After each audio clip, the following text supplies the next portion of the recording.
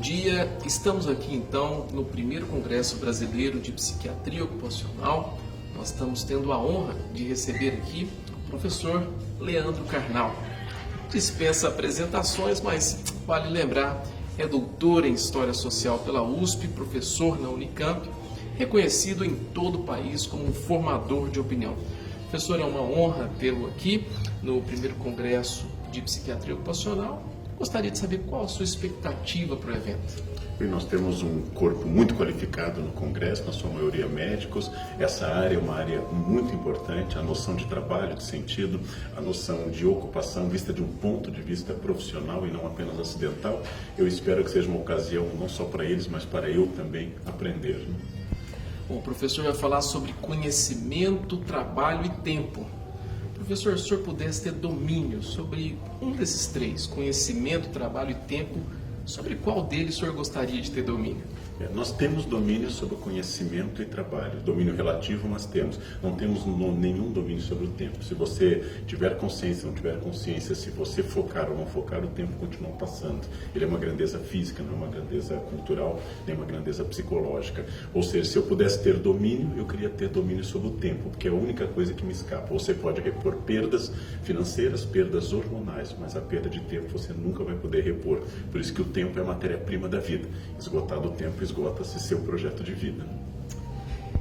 Esse congresso ele discutirá a saúde mental dos trabalhadores. Esse mundo chamado mundo pós-moderno, como é que o senhor vê a importância da saúde mental dos trabalhadores? As pessoas têm dado muita importância e muito foco, não preciso explicar isso a psiquiatras que são melhores do que eu nessa concepção, de que a saúde é uma saúde física. Então, se eu digo que eu estou com pneumonia, se eu digo que eu estou, por exemplo, com uma doença física, todos entendem, há médicos, há remédios. Se eu digo que eu tenho depressão, existe preconceito, como se a depressão fosse uma opção, como se a bipolaridade fosse uma opção, como se a esquizofrenia fosse algo que a pessoa não tem o que fazer e resolveu ser esquizofrênica. Há muito tempo nós temos preconceito com um item da realidade humana, que é o mental, que é o psíquico. Então, uma das questões a ser discutidas no mundo contemporâneo é que eu sou corpo, eu sou também consciência e intelecto. Então, eu não sou apenas um conjunto de células, eu sou também uma consciência, e que as doenças psíquicas são muito sérias.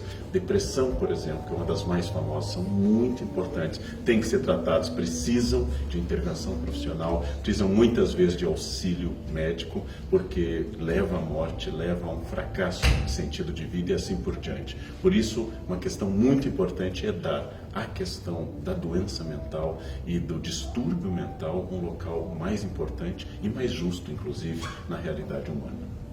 Maravilha, última pergunta para fechar. Falamos agora há pouco sobre o tempo e a importância dele. Parece que a sensação é que o tempo está passando mais rápido. Parece que essa é uma sensação geral. É apenas uma sensação? Como explicar isso, essa sensação para todo mundo ter? Existem muitas maneiras filosóficas de se encarar a passagem do tempo.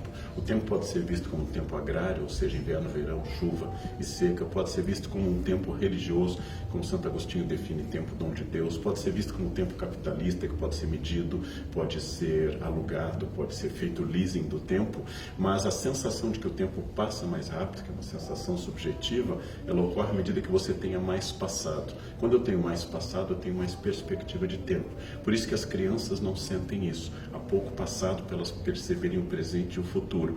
Então, à medida que nós envelhecemos, de fato nós percebemos que o tempo não volta, que o tempo passado vai dar laço para você sentir que o tempo está se esgotando. Por isso que a sensação do tempo é subjetiva.